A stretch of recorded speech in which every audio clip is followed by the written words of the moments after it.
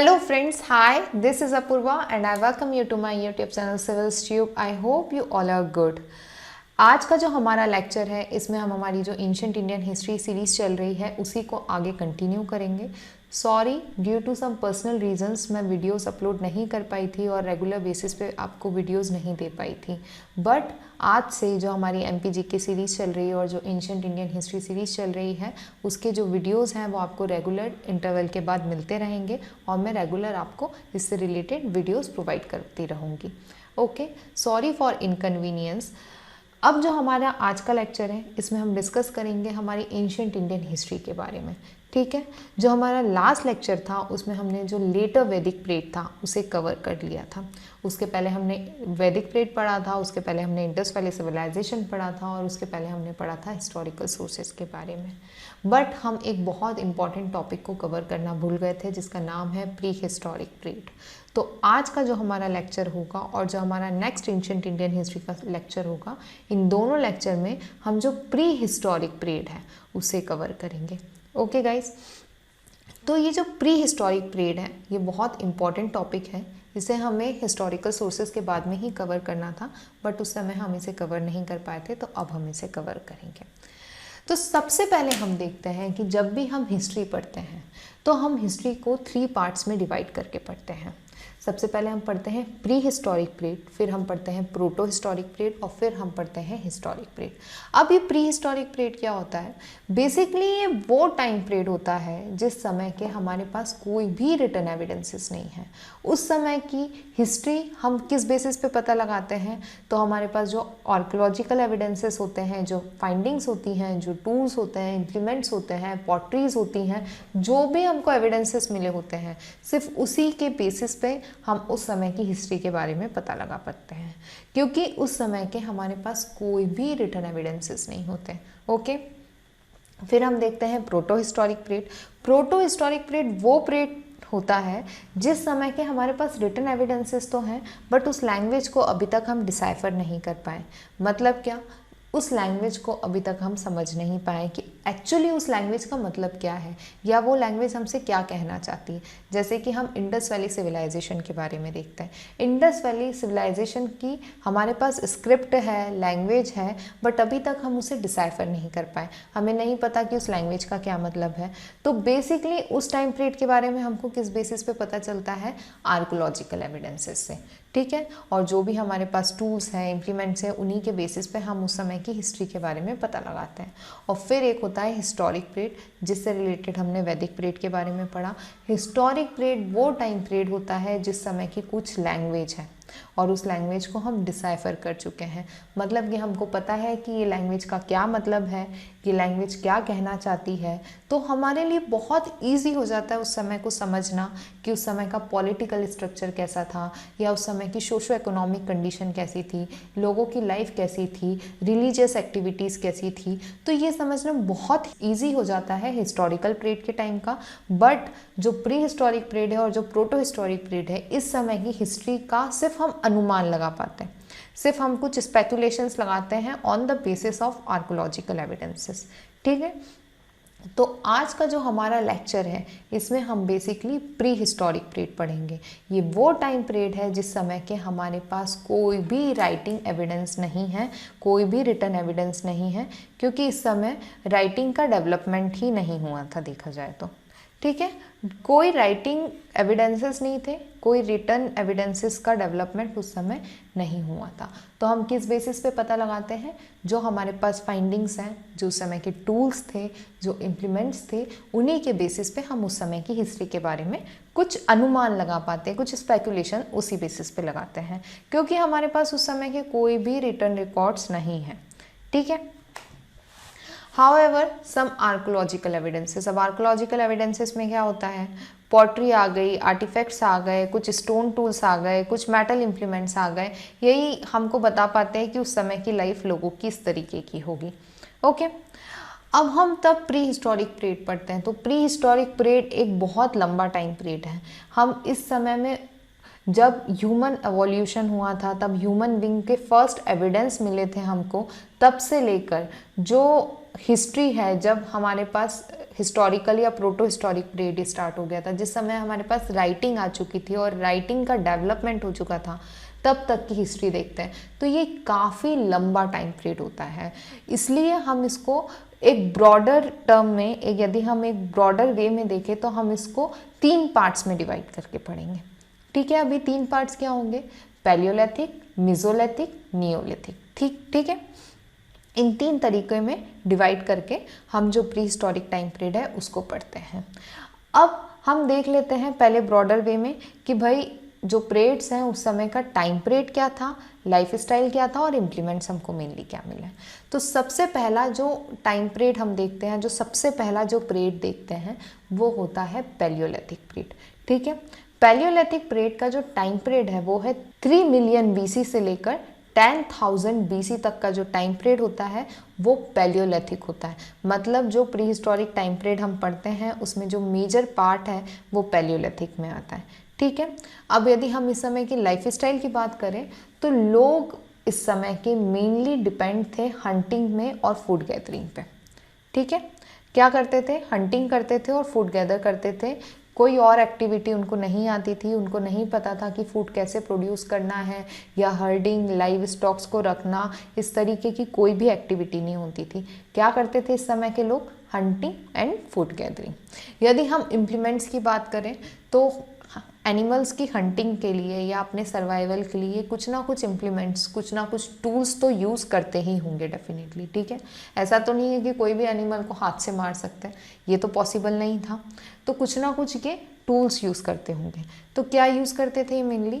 ये basically chopper chopping जो tools होते हैं वो यूज़ करते थे, हैंडेक्स का यूज़ करते थे, क्लीवर का यूज़ करते थे। इसके बाद में जो लेटर पैलियोलिथिक पीरियड है इसमें फ्लैग टूल्स और ब्लेड्स भी आ गई थी।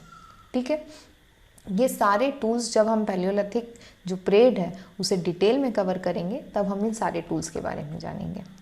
फिर आता है मेसोलिथिक पीरियड। अब मेसोलिथिक जो पीरियड है इसका टाइम पीरियड होता है 10,000 बीसी से लेकर 4,000 बीसी तक। ओके, ये वाला जो टाइम पीरियड है इसमें जो मेनली ह्यूमन एक्टिविटी थी वो हंटिंग थी, फूड गैदरिंग थी। इसके अलावा हर्डिंग आ चुकी थी इस समय। ठीक है, हर्डर्स, ये इंपॉर्टेंट बात है इससे रिलेटेड। ठीक है, मतलब कि इस समय के जो लोग थे उनको डोमेस्टिकेशन ऑफ एनिमल के बारे में कुछ आइडिया लग चुका था, वो डोमेस्टिकेशन ऑफ एनिमल स्टार्ट कर चुके थे। ठीक है, तो ये बहुत इंपॉर्टेंट फैक्ट है कि जो डोमेस्टिकेशन ऑफ एनिमल के जो अर्ली एविडेंसेस हमको मिलते हैं वो मेसोलिथिक पीरियड से मिलते हैं। आगे हम इसके एग्जाम्पल भी देखेंगे, जैसे कि मध्य प्रदेश का जो आदमगढ़ है वो one of the most important example है मेसोलिथिक पीरियड का। ठीक है, वहाँ से हमको काफ़ी सारे माइक्रोलिथिक टूल्स भी मिलते हैं और डोमेस्टिकेशन ऑफ एनिमल के भी एविडेंसेस मिलते हैं। तो ऐसी काफ़ी सारी साइट्स हैं जिससे हमको पता चलता है कि उस समय के लोगों को हर्डिंग के बारे में आइडिया था और वो डोमेस्टिकेशन ऑफ एनिमल करते थे। ठीक है, यदि हम इस समय के टूल्स की बात करें, देखिए जब हम पैलियोलिथिक पीरियड पढ़ते हैं तो उस समय काफ़ी बड़े बड़े टूल्स यूज़ होते थे एनिमल की हंटिंग के लिए। अब बहुत बड़े बड़े टूल्स यूज़ होते थे तो बड़े बड़े एनिमल की ही हंटिंग हो सकती थी, बड़े बड़े एनिमल्स को ही मारना पॉसिबल था। बट जब हम मेसोलिथिक टाइम पीरियड की बात करते हैं तो इस समय के जो टूल्स हमको मिलते हैं उनका साइज़ काफ़ी छोटा हो चुका था। मतलब कि इस समय के जो लोग थे वो बहुत छोटे छोटे टूल्स, बहुत छोटे छोटे वेपन्स यूज़ करने लगे थे, जिससे small animals, small birds, insects, इनकी जो हंटिंग थी वो भी पॉसिबल हो गई थी। ठीक है, तो इस समय के जो टूल्स थे वो कैसे थे? माइक्रोलिथिक टूल्स थे। मतलब कि इनका जो साइज़ होता था वो इंचेस और सेंटीमीटर में होता था, बहुत छोटे छोटे होते थे। इसके बाद में हम देखेंगे नियोलिथिक पीरियड। नियोलिथिक जो टाइम पीरियड है और जो मेसोलिथिक टाइम पीरियड है वो कहीं कहीं ओवरलैप होता है। इंडिया के अलग अलग पार्ट में नियोलिथिक एज कभी अलग टाइम पीरियड से स्टार्ट हुई है तो कहीं पे कुछ अलग टाइम पीरियड से स्टार्ट हुई है। उसी तरीके से जब हम नियोलिथिक पीरियड पढ़ते हैं तो इसी में हम चाल्कोलिथिक एज पढ़ते हैं, ब्रॉन्ज एज पढ़ते हैं, काफ़ी सारी चीज़ें आ चुकी थी। ठीक है, इस समय जो ह्यूमन बींग थे उनकी लाइफ के अंदर काफ़ी ज़्यादा चेंजेस हुआ था। ठीक है, तो नियोलिथिक जो पीरियड है इसका टाइम पीरियड बेसिकली हम देखते हैं 7,000 बीसी से लेकर 1000 बीसी तक। ओके, ये वाला जो टाइम पीरियड था, इस समय जो मेन लाइफ स्टाइल था वो फूड प्रोडक्शन पे डिपेंड था। इस समय लोगों को एग्रीकल्चर के बारे में समझ में आ चुका था, ठीक है। डोमेस्टिकेशन ऑफ एनिमल तो पहले से पता ही था। डोमेस्टिकेशन ऑफ एनिमल के अलावा इस समय जो ह्यूमन बींग थे वो सेटल्ड लाइफ जीना स्टार्ट कर चुके थे। एग्रीकल्चरल एक्टिविटीज़ के बारे में उन्हें पता चल चुका था। फूड प्रोडक्शन की जो एक्टिविटीज़ होती थी उसके अंदर वो लोग इन्वॉल्व हो चुके थे। यदि हम इस समय के इम्प्लीमेंट्स की बात करें, टूल्स की बात करें, तो उनमें भी एडवांसमेंट आया था।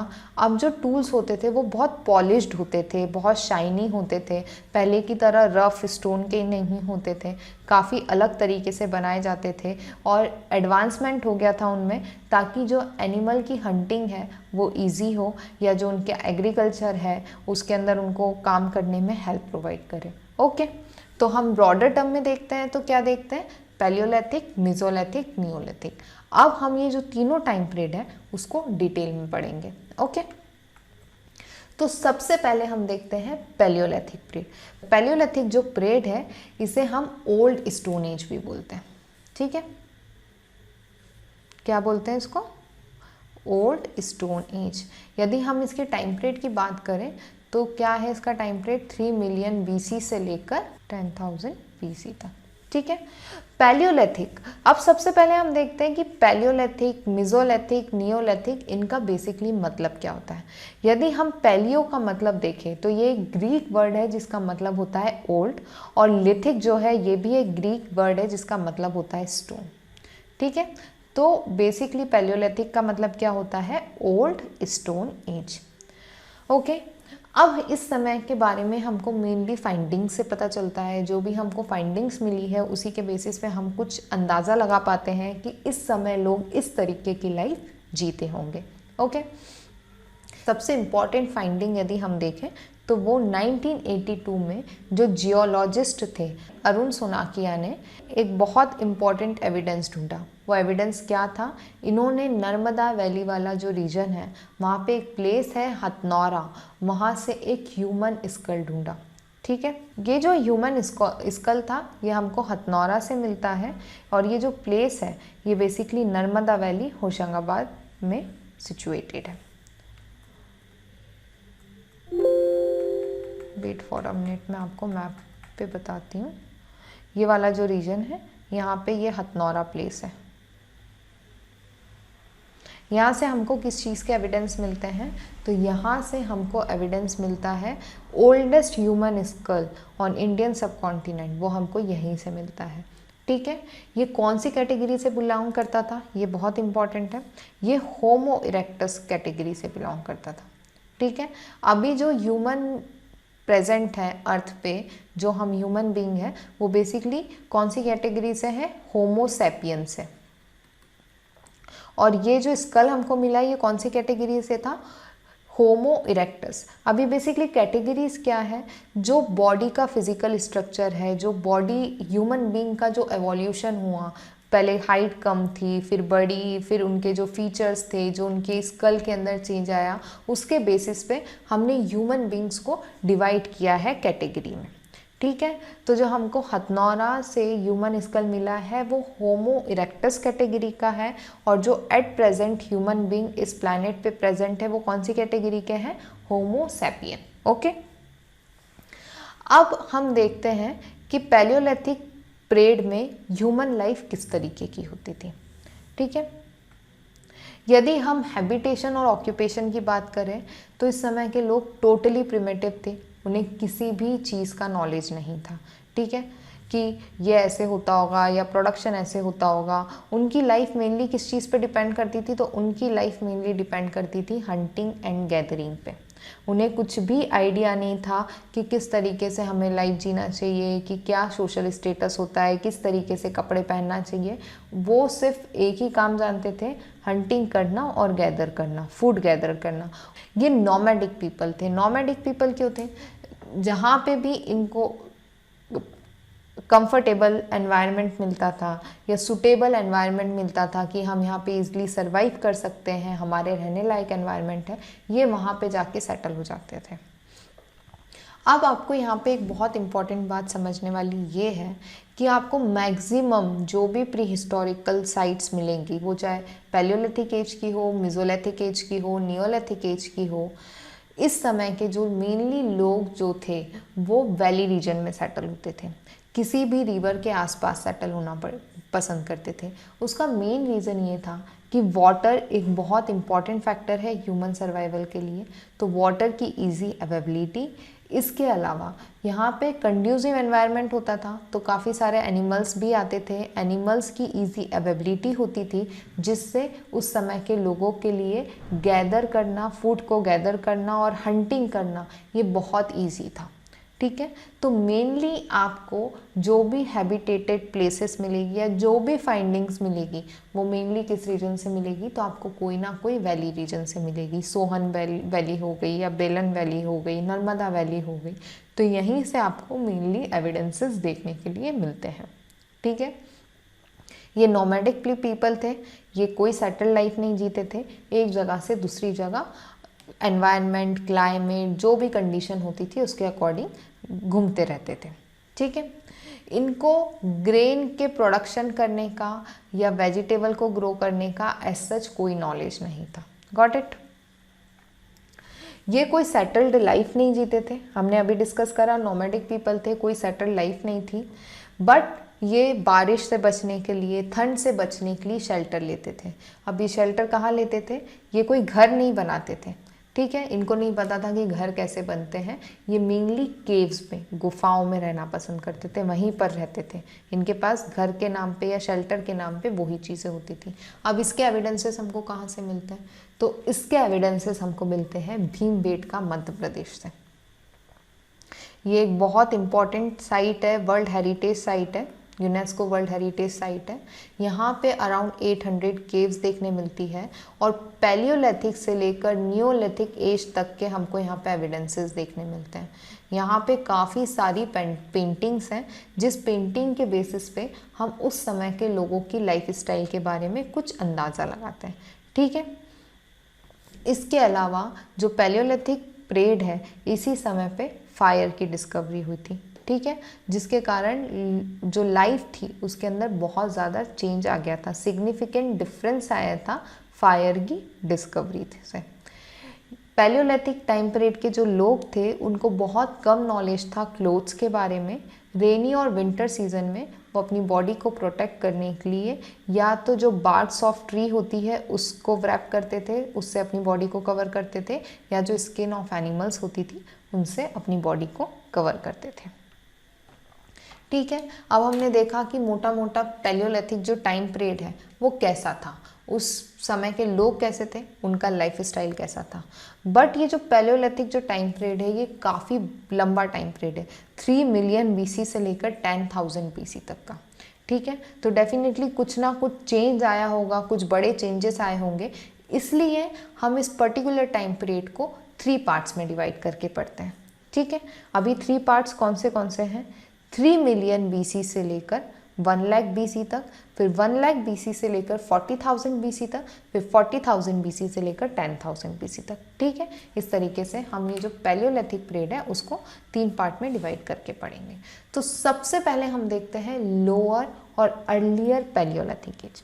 अब लोअर और अर्लियर जो पैलियोलिथिक एज है इसका टाइम पीरियड था 3 मिलियन BC से लेकर 1 लाख BC तक का।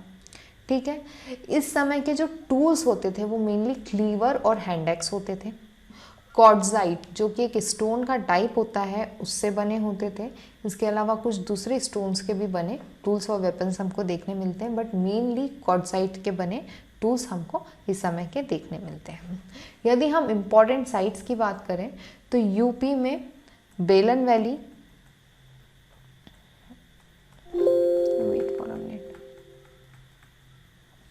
यूपी में इस रीजन में बेलन वैली, ये पाकिस्तान और ये वाला रीजन में सोहन वैली, यहाँ से हमको मेनली इसके एविडेंसेस देखने के लिए मिलते हैं। ठीक है, इसके अलावा पंजाब, कश्मीर, राजस्थान जो थार डेजर्ट वाला पार्ट है वहाँ पे भी हमको इसके एविडेंसेस देखने मिलते हैं, और नर्मदा वैली। अब जो इम्प्लीमेंट्स हैं, जो टूल्स हैं, उसी के बेसिस पे हमको इस समय के लोगों के बारे में पता पड़ता है और उनके रीजन के बारे में पता पड़ता है। और ये जो टूल्स हैं उसी के बेसिस पे हम जो उस समय का कल्चर था उसको दो पार्ट्स में डिवाइड करके पढ़ते हैं। एक होता है चॉपर चॉपिंग पेबल कल्चर और एक होता है हैंडेक्स कल्चर। ठीक है, जो चॉपर चॉपिंग पेबल कल्चर था वो बेसिकली पाकिस्तान वाले रीजन में हम देखते हैं, और जो हैंडेक्स कल्चर था वो मद्रास साउथ इंडिया के रीजन में हम देखते हैं। अब हम देखेंगे मिडिल पैलियोलिथिक पीरियड के बारे में। यदि हम मिडिल पैलियोलिथिक पीरियड के बारे में पढ़े तो इसका टाइम पीरियड है 1 लाख BC से लेकर 40,000 BC तक। ठीक है, अब इस समय का यदि हम हैबिटेशन और ऑक्यूपेशन की बात करें तो एज सच कोई मेजर चेंज नहीं आया था। हंटिंग एंड फूड गैदरिंग यही मेन लाइफ स्टाइल था इस समय के लोगों का भी। जो स्टोन टूल्स थे उनमें थोड़ा सा चेंज आया था। ठीक है, अभी तक हम क्या देखते थे कि मेनली जो टूल्स होते थे वो कोर के बने होते थे। आप इस डायग्राम में देख पा रहे होंगे कि ये जो एक बिग स्टोन है, ये जो एक बिग स्टोन है, ये इसको यदि हम एक बड़ा सा पत्थर है उसको हम तोड़ेंगे तो जो उसका बिगर वाला जो पार्ट होगा वो बेसिकली होता है कोर टूल्स। अब ये जो आप चॉपर दिख रहे हैं, बाईफेस देख रहे हैं, ये जो हैं ये काफ़ी बड़े बड़े जो स्टोन का पार्ट होते थे वो होते थे। ठीक है, ये बड़ा सा स्टोन है उसका पार्ट है। अब आप देख रहे होंगे ये वाला जो सरफेस है, इससे आपको समझ में आ रहा होगा कि इस पर्टिकुलर पार्ट से कुछ हिस्सा टूटा है पत्थर का। तो वो ये जो टूटा हुआ जो पार्ट था इसे हम क्या बोलते हैं, फ्लेक बोलते हैं। ठीक है, अब जो हम मिडिल वाला जो पैलियोलिथिक पीरियड पढ़ते हैं, मिडिल पैलियोलिथिक पीरियड पढ़ते हैं, उसमें जो हम मेनली टूल्स देखते हैं वो फ्लेक टूल्स होते थे। अभी तक हम क्या देख रहे थे, कोर टूल्स देख रहे थे, अब हम देखते हैं फ्लेक टूल्स। इस समय के जो फ्लेक टूल्स होते थे उसमें हमको स्क्रैपर, ब्यूरिन, बोरियर, ये सारी चीज़ें देखने मिलती थी। मतलब कि जो स्टोन के जो टूल्स होते थे उनका जो साइज़ था वो थोड़ा सा छोटा हो चुका था एज कम्पेयर टू जो अर्लियर टूल्स थे। अब यदि हम इम्पॉर्टेंट साइट्स की बात करें तो वो ही है बेलन वैली वाला रीजन। MP का जो भीमबेटका है वर्ल्ड हेरिटेज साइट है, बहुत इंपॉर्टेंट साइट है, इसके बारे में आपको पता होना चाहिए। इसके अलावा जो साउथ ऑफ रिवर तुंगभद्रा है, तुंगभद्रा जो रिवर है वो बेसिकली महाराष्ट्र वाले पार्ट से ओरिजिन होती है। तो वो जो रिवर है उसका जो साउथ वाला पार्ट है वहाँ पे भी हमको मिडिल पैलियोलिथिक पीरियड के एविडेंसेस देखने मिलते हैं। अब हम देखेंगे अपर पैलियोलिथिक पीरियड। अब यदि हम अपर पैलियोलिथिक पीरियड की बात करें तो इसका टाइम पीरियड है 40,000 BC से लेकर 10,000 BC तक का। ठीक है, ये पार्ट बहुत इंपॉर्टेंट है। इस समय बेसिकली क्लाइमेट में बहुत मेजर चेंज आया था। मेजर क्लाइमेट चेंज जो होता है वो हमको इसी समय देखने मिलता है। ठीक है, ये लास्ट फेज था आइस एज का, आइस एज का लास्ट फेज था। इसके बाद में जो क्लाइमेट था वो कंपेरेटिवली वार्मर हो गया था, वार्म था एज कम्पेयर टू अर्लियर। पहले का जो क्लाइमेट था वो बहुत ज़्यादा ठंडा था। आइस एज की एंडिंग हुई इसी समय, और इसी समय का जो क्लाइमेट था वो थोड़ा सा कंपेरेटिवली वार्मर हुआ। इसके अलावा जो मॉडर्न मैन है, जो एट प्रेजेंट हम ह्यूमन बींग्स हैं, होमोसैपियन कैटेगरी के, उनका अपीयरेंस इसी समय पे हुआ। कब हुआ, अपर पैलियोलिथिक पीरियड में। तो this is also one of the most important fact regarding upper Palaeolithic period. Okay, अब हम देखते हैं कि जो न्यू फ्लिंट टूल्स, फ्लिंट जो एक स्टोन का टाइप होता है, ये क्वार्ट्जाइट से बना हुआ एक सेडिमेंट्री स्टोन होता है। फ्लिंट के जो टूल्स थे उनका अपीयरेंस हमको इसी समय देखने के लिए मिलता है। ठीक है, हैंडेक्स, क्लीवर, स्क्रैपर, ब्लेड्स, ब्यूरिन्स, ये सब मिलते हैं हमको इस समय के फ्लिंट से बने हुए। इसके अलावा इस समय के जो लोग थे वो रॉक शेल्टर में रहते थे और केव्स में रहना पसंद करते थे। ये पर्टिकुलर टाइम पीरियड को हम फ्लेक एंड ब्लेड कल्चर भी बोलते हैं। ये एक बहुत इंपॉर्टेंट फैक्ट है। ठीक है, फ्लैग और ब्लेड कल्चर हम किसको बोलते हैं? अपर पैलियोलिथिक पीरियड को। 40,000 बीसी से लेकर 10,000 बीसी के बीच में काफ़ी सारे चेंजेस हुए। सबसे इम्पॉर्टेंट चीज़ थी कि इस समय के क्लाइमेट के अंदर चेंज आया। इसके अलावा फ्लिंट के बने टूल्स यूज़ करना स्टार्ट किए। इसके अलावा हम इसे फ्लैग एंड ब्लेड कल्चर भी बोलते हैं इस समय की इम्पॉर्टेंट साइट्स को। बेलन वैली इम्पॉर्टेंट साइट है। पैलियोलिथिक एज के आपको सारे टाइम के एविडेंसेस देखने मिलते हैं। इसके अलावा upper level of Gujarat dunes में भी हमको एविडेंसेस मिलते हैं। महाराष्ट्र, आंध्र प्रदेश, कर्नाटका, साउथ बिहार प्लेट्यू, सारी जगह से ऑल ओवर इंडिया हमको इस पर्टिकुलर टाइम पीरियड से रिलेटेड एविडेंसेस देखने के लिए मिल जाते हैं, स्पेशली इन वैली रीजन। अब वैली में क्यों मिलते हैं हम इसके बारे में पहले ही डिस्कस कर चुके हैं। अब हम देखेंगे मेसोलिथिक पीरियड। अब यहाँ पे मिजो का मतलब क्या है? मिजो का मतलब होता है मिडिल। लिथिक का मतलब क्या होता है? लिथिक का मतलब होता है स्टोन। अब इम्पॉर्टेंट बात ये है कि ये जो पर्टिकुलर टाइम पीरियड है इसको इंटरमीडिएट एज बोलते हैं between paleolithic age and neolithic age. अब जब हम पैलियोलिथिक एज की बात करते हैं और नियोलिथिक एज की बात करते हैं तो इन दोनों एजेस के बीच में बहुत ज़्यादा डिफरेंस है।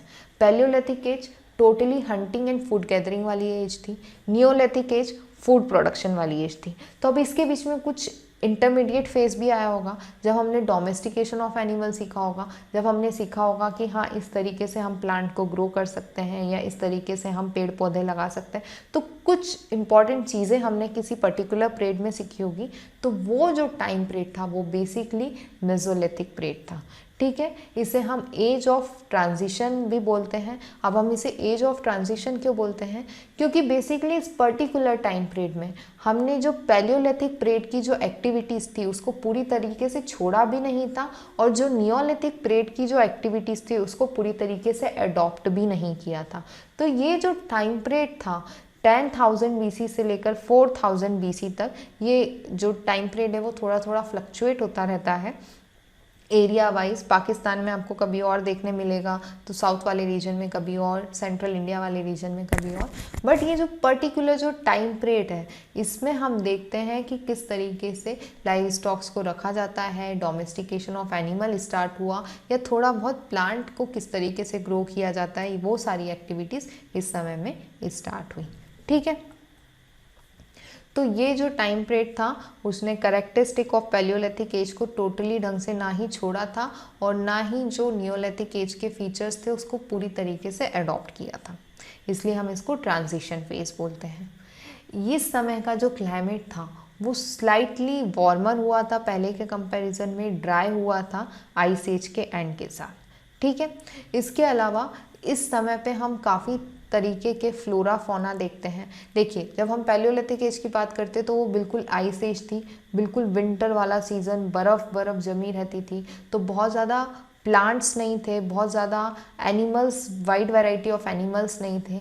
बट जैसे ही आइस एज ख़त्म हुई, जिस तरीके से आइस एज ख़त्म हुई, क्लाइमेट थोड़ा सा वार्मर हुआ तो बहुत वैरायटी ऑफ हमने फ्लोरा फोना देखी, अलग अलग वैरायटी के हमको एनिमल्स देखने मिले, बहुत सारी चीज़ों में चेंज आया। हम देखते ही हैं कि तब क्लाइमेट चेंज होता है, तब सिचुएशन, एनवायरनमेंट चेंज होता है तो उसके बहुत सारे इम्पैक्ट होते हैं। तो उसी तरीके का इम्पैक्ट हम देखते हैं पैलियोलिथिक एज के कंपैरिजन में मेसोलिथिक एज में। ओके, यहाँ पे जो ह्यूमन बींग्स थे उन्होंने नए नए एरियाज़ को एक्सप्लोर किया, उनके लिए पॉसिबल हुआ कि वो नए नए एरियाज़ में जा सकें क्योंकि आइस एज के कारण एक लिमिटेड एरिया तक ही वो रहते थे, जैसे कि बेलन वैली, सोहन वैली या जो हमने साउथ वाला पार्ट पढ़ा तुंगभद्रा रिवर के नीचे वाला, वहीं पे उनके हमको एविडेंसेस देखने मिलते हैं। बट अब धीरे धीरे क्लाइमेट चेंज हो गया तो वो नए नए एरियाज़ को एक्सप्लोर करने लगे। ठीक है, ये जो पर्टिकुलर टाइम पीरियड है मेसोलिथिक टाइम पीरियड, इसे हम लेट स्टोन एज भी बोलते हैं। क्या बोलते हैं? Late stone age. अब यदि हम ह्यूमन लाइफ की बात करें तो जो earliest evidences of domestication of animal हमको मिलता है वो बेसिकली इस पर्टिकुलर टाइम पीरियड से ही हमको देखने मिलते हैं। कहाँ पे देखने मिलते हैं? तो मध्य प्रदेश में होशंगाबाद डिस्ट्रिक्ट में एक प्लेस है आदमगढ़। यहाँ से हमको अराउंड 25,000 माइक्रोलिथिक टूल्स मिलते हैं। इसके अलावा हमको डोमेस्टिकेशन ऑफ एनिमल के भी एविडेंसेस देखने मिलते हैं। इसके अलावा बागोर करके एक प्लेस है राजस्थान में, वहाँ से भी हमको डोमेस्टिकेशन ऑफ एनिमल के एविडेंसेस देखने के लिए मिलते हैं। इसके अलावा हम देखते हैं कि मेसोलिथिक जो टाइम पीरियड था, उस समय के लोगों को आइडिया लग चुका था कि हमको बॉडी को किस तरीके से बरी करना चाहिए। बरियल ऑफ द डेड भी हमको यहाँ से देखने के लिए मिलता है। स्पेशली इस समय के जो लोग थे, जब वो बॉडी को बरी करते थे, दफनाते थे, तो उसके साथ कुछ गुड्स रख देते थे ताकि वो लोग उसे यूज़ कर पाए। इससे हमको क्या पता चलता है कि ये लाइफ आफ्टर डेथ में भी बिलीव करते थे, क्योंकि जो डेड बॉडी को दफनाते थे उनके साथ उनके कुछ इंपॉर्टेंट जो गुड्स वो यूज़ करते थे उनको भी रख दिया करते थे। उसके अलावा हमको जो डॉग है, स्केलेटन ऑफ डॉग मिला है विथ ह्यूमन स्केलेटन, जिससे हमको ये पता चलता है कि जो डॉग था वो ओल्ड कैंपेनियन था ह्यूमन बींग का, और जो ह्यूमन बींग होता था उसको उनके डॉग के साथ भी दफनाया जाता था। तो इस तरीके की एक्टिविटी भी थी। इससे हमको ये पता चलता है कि जो ह्यूमन बींग थे, जो मैन थे, उनने सबसे पहले किसे डोमेस्टिकेट किया, तो डॉग को डोमेस्टिकेट किया। ठीक है।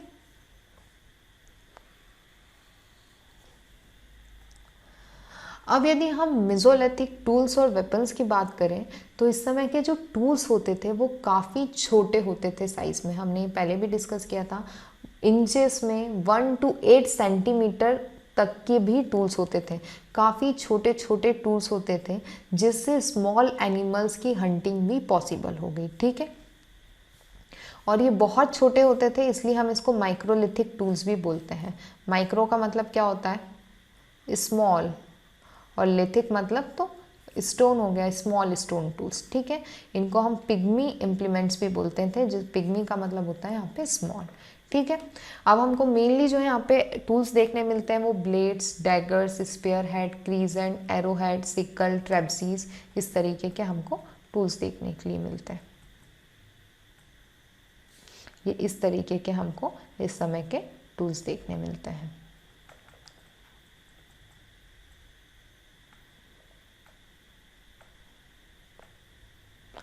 अब यदि हम इम्पॉर्टेंट साइट्स की बात करें, तो इम्पॉर्टेंट साइट बेलन वैली, जो हम पहले से देखते आ रहे हैं। पैलियोलिथिक एज की भी इम्पॉर्टेंट साइट थी, मेसोलिथिक की भी।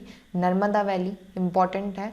भीमबेटका मध्य प्रदेश में, यहाँ पे काफ़ी सारे हमको रॉक शेल्टर केव्स मिलती हैं। इन केव्स में उस समय के लोगों के द्वारा बनाई गई पेंटिंग्स है, जिससे हमको पता चलता है कि उस समय के लोगों की क्या लाइफ स्टाइल थी या वो किस तरीके की एक्टिविटीज़ परफॉर्म करते थे। इसके अलावा बागोर करके जो प्लेस है राजस्थान में, वहाँ से हमको डोमेस्टिकेशन ऑफ एनिमल के एविडेंस मिलते हैं।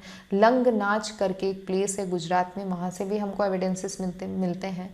इसके अलावा आदमगढ़, ये बहुत इंपॉर्टेंट मेसोलिथिक साइट है। ठीक है। तो आज का जो हमारा लेक्चर था उसमें हमने पैलियोलिथिक पीरियड, मेसोलिथिक पीरियड इसे कवर किया। अब जो हमारा नेक्स्ट लेक्चर होगा उसमें हम पढ़ेंगे नियोलिथिक एज के बारे में, नियोलिथिक पीरियड के बारे में, और उसके बाद में हमारा ये जो प्री हिस्टोरिक पीरियड वाला पार्ट है वो कवर हो जाएगा। तो thank you for watching this session.